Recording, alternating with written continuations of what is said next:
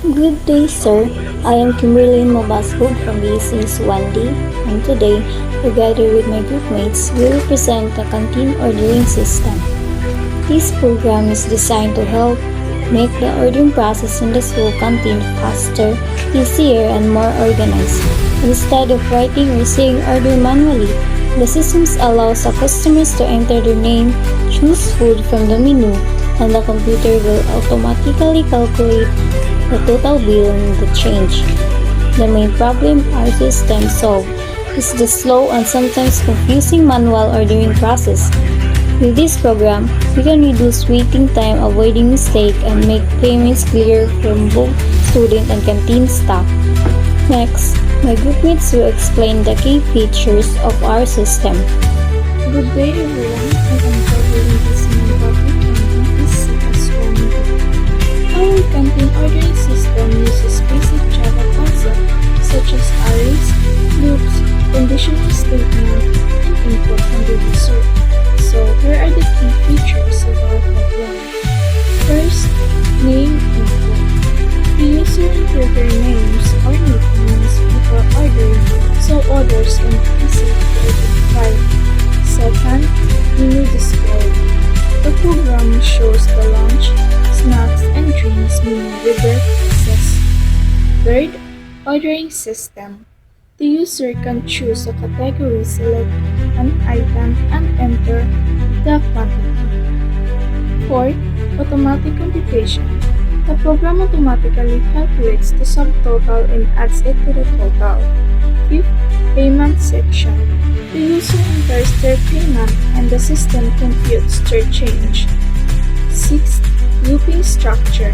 We use a while loop so the user can keep ordering until they choose to finish. These features make the whole ordering process organized and easy to use. Now, my groupmates will demonstrate how the program works. Good morning, sir. My name is Christine Joyce C. Madraso from BSCS 1D. Now, I will demonstrate how our canteen ordering system works. Our code.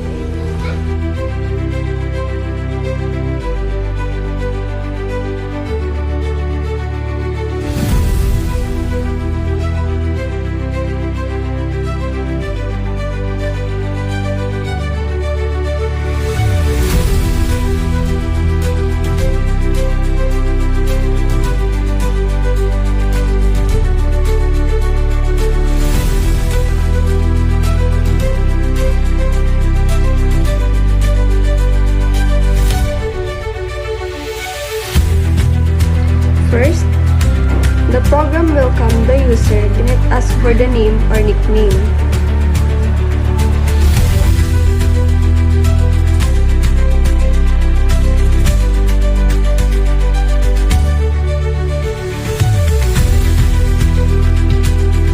After that, the main menu appears with 4 options: lunch, snacks, drinks, or finish order. If I choose a category, for example lunch, the program displays the available food items and their prices. When I select an item and enter the quantity, the program shows the total added to the order. Every time an item is added, the total amount is updated automatically. Continue ordering from other categories like snacks or drinks using the loop.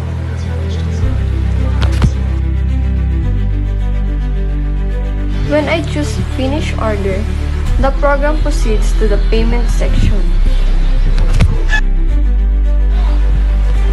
When the payment is enough, the system displays the change. Finally, the program thanks the customer and ends. That is how our system works. 1. What specific problem does your program aim to solve? And why did you choose this topic? Our program aims to solve the problem of slow and incorrect manual ordering in the school canteen. Sometimes orders are written incorrectly, total are miscalculated, and line becomes long. We choose this topic because it is simple, relatable, and useful in real life, and it allows us to practice basic Java concept using arrays, loops, and other user input. 2. Can you explain the overall flow of your program from start to finish? 1. It welcomes the user. 2. It asks for their name or nickname. 3. It shows the menu, lunch, snacks, drinks, or finished order. 4. The user selects a category. 5. The program displays the items with prices. 6. The user chooses an item and enters quantity. 7. The total amount gets updated. 8. The user can keep ordering because of the loop. 9. When the choose finish order, it goes to the payment section. 10. The user enters their payment and the program shows the change. 11. It ends with a thank you message. 3. Which Java concepts did you apply in your project? We apply several basic but important Java concepts. First is scanner for getting user input, arrays to store menu items and prices, loops or while loops to repeat ordering until the user is done, if else statement to handle category choices, arithmetic operation for computing totals and change, variables to store totals and prices and quantity, condition checking for invalid choices. This concept helps us build a work and organized program. 4. What part of your program was the most challenging to implement? And how did you solve it? The most challenging part was the looping system for choosing items rapidly. Sometimes the program will skip the input or end too early. We solve it by carefully using while loop and making sure that every input uses input that next in and string uses next line properly. We also tested the program many times to make sure the loop flows smoothly. 5. Can you show and explain one key section of your code that you are most proud of? One key section of our code that we're most proud of is the ordering menu system. This part of the program displays the list of items using arrays and loops, checks the user's input, computes the subtotal, and adds it to the overall total. We choose this section because it makes the program cleaner, more organized, and easier to update in the future. Instead of writing each item manually, the loop automatically shows all menu choices, making the system efficient and flexible. 6. Handle invalid input or errors. Can you demonstrate an example? Okay, we handle invalid input by checking whether the user's choice is within the correct range. If the number is too low or too high, it prints an error message instead of crashing. Example of error handling code is this code. If item's choice is greater than or equals to 1 and item's choice is less than or equals to lunch items that length is equals to, that will be valid. Else, the system that output print will be invalid lunch item. And if the users enter a number outside the menu range, the program does not add anything and print an error. This prevents incorrect orders. So, example of invalid category, if the user choose category 99, the output will be invalid category choice and try again. 7. If you had more time, what improvements or additional features would you add to your program?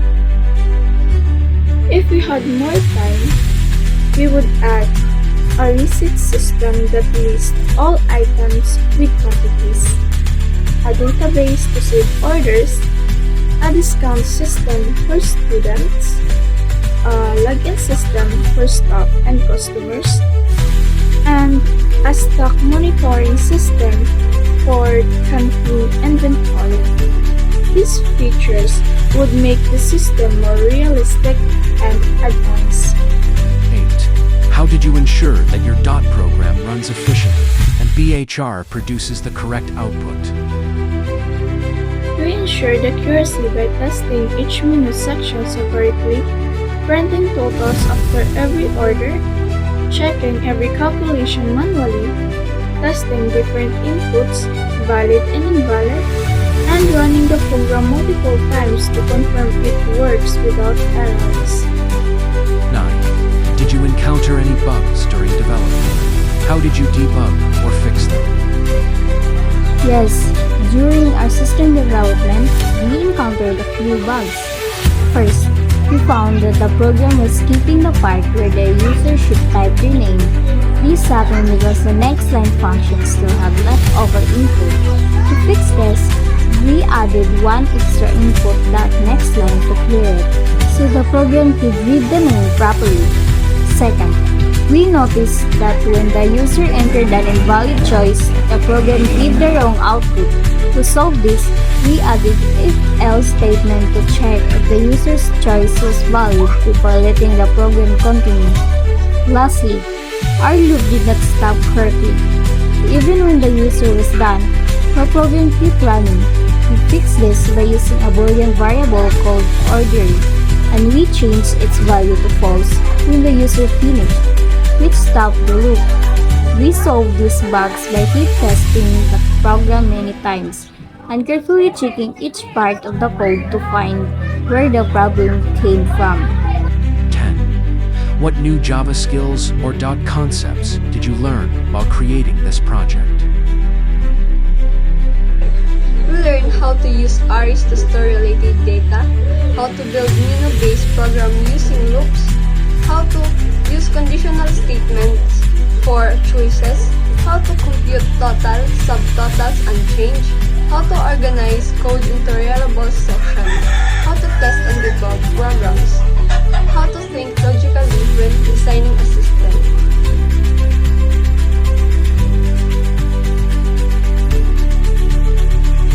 This project will learn how to apply basic Java concepts to create a simple but useful system for school canteen. By using arrays, loop, condition, and user input, we were able to design a program that helps make ordering faster, more accurate, and more organized. We also learned how to fix bugs, test the program properly, and to think step by steps to solve problems.